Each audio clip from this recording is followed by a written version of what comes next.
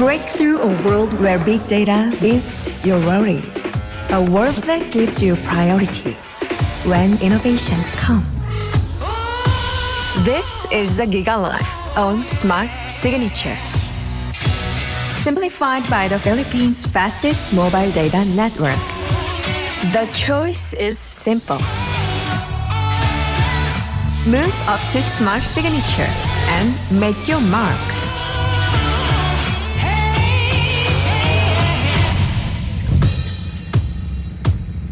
How do I know it's meant to be? Simple, smart, ako.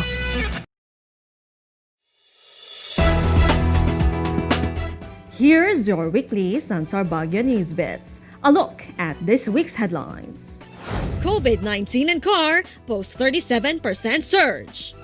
25 million pesos aid for farmers pledged. Tourist registration in Baguio starts. Motorists warned versus bogus vehicle ownership. PMA remains off limits to tourists. And in sports, Dakayanan, Baday lead winners in Charter Day MTB. And for the details.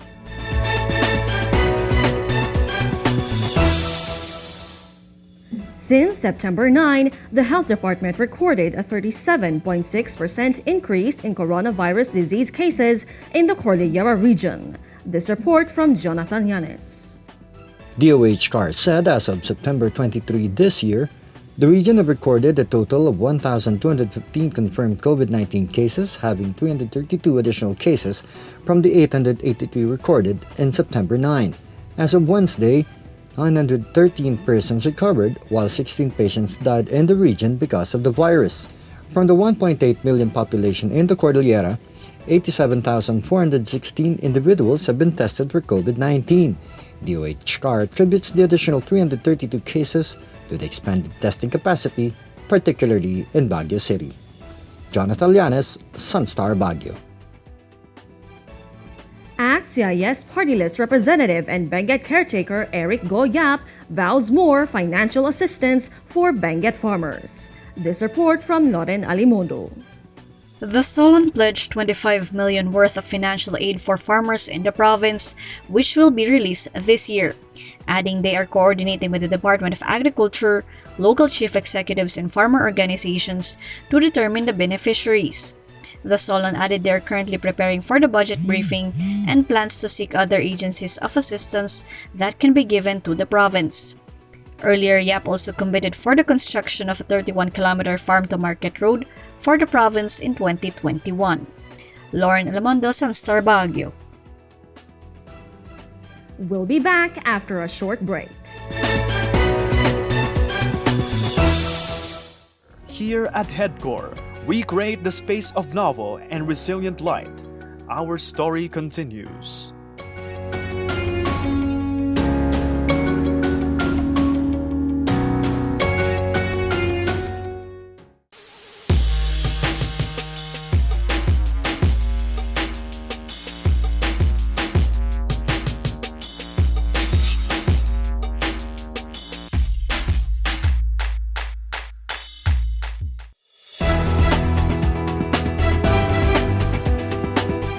On the heels of a spike in COVID-19 infections, Baguio City formally opened its doors to tourism Tuesday, September 22. This report from Maria Elena Catahan.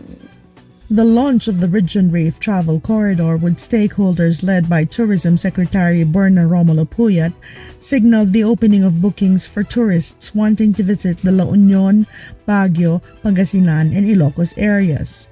Mayor Benjamin Magalong said only guided tours for 200 tourists a day will be permitted in the initial stage of the opening of tourism, with no daytime and do-it-yourself tours allowed to avoid the possible spread of COVID-19. Baguio Visita, the online registration platform, has been opened for visitors this week. Prior to the launch, the city saw the highest recorded COVID-19 cases, with a bulk of infections coming from the slaughterhouse compound. Magalong added, a decision to move back the entry of tourists by October will allow the city to make the needed adjustments on its online registration platform and observe health developments. Maria Elena Catahan, SunStar Baguio.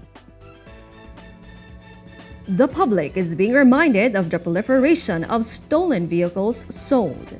This report from Joven Beralta. Police Lieutenant Colonel Joe Wilson Dinamorca, Highway Patrol Group Cordillera Director explained, persons who have mortgaged their vehicles were unaware the vehicles are only rented.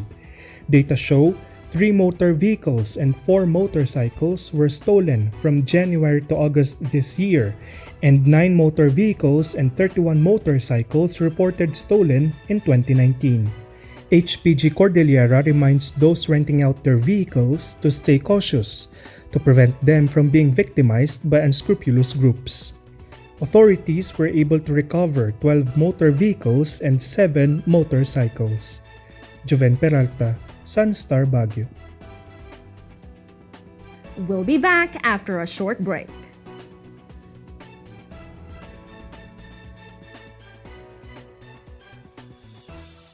Out here, you need to be purpose-built, race-tuned, and ready to perform.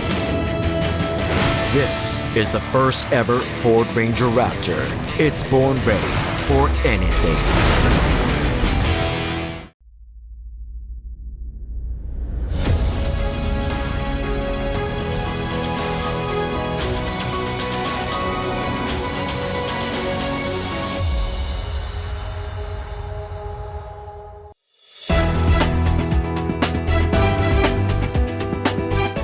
Tourists will not be allowed to enter the Philippine Military Academy as Baguio City launches its tourism bubble.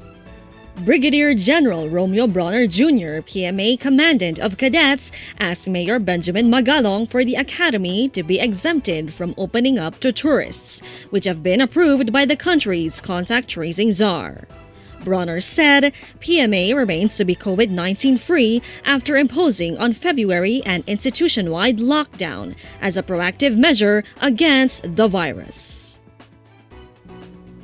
And in sports, Cy James Dakayanan and Thomas Dean Baday outclassed their rivals in topping the 111th Baguio Charter Day MTV Fun Events. This report from Jeannie Cole Cortez. At the Virago Sports and Recreational Camp in Loacan proper, Baguio City, Dakayanan clocked a blistering 36.48 minutes as he nearly outlapped his opponents in the cross-country category, while Baday took his home court advantage to the hilt as he breezed the 700-meter course with ease in topping the downhill race. Race organizer Marites Bitbit said some 48 riders from Baguio and Benguet joined the downhill category, with 37 riders competing in the cross-country event. The fun ride also served as a forum for local riders on how to improve the course. The 2-day fun ride is in cooperation with the city government and stakeholders of Baguio. Meanwhile, with Netflix Cobra Kai series trending over the past few weeks, Rising One Championship strawweight star Lito Adiwang shared his thoughts on the show after watching it. Cobra Kai picks up 30 years after the original series ended with The Karate Kid 3. Adiwang was elated that a show like Cobra Kai can spark interest in martial arts, which he said is not just about fighting.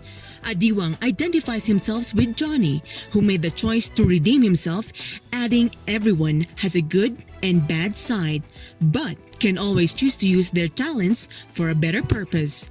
The MMA fighter believes he showcased the pride and honor of martial arts with every performance. Jeannie Cole Cortez, SunStar Baguio. Congratulations to the winners of the third week of our Facebook contest.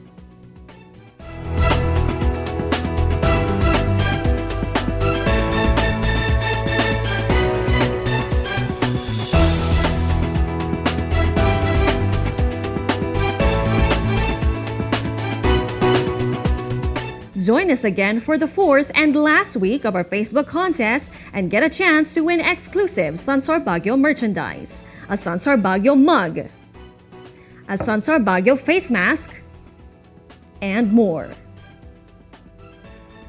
For more updates, visit us at our website and our official social media accounts.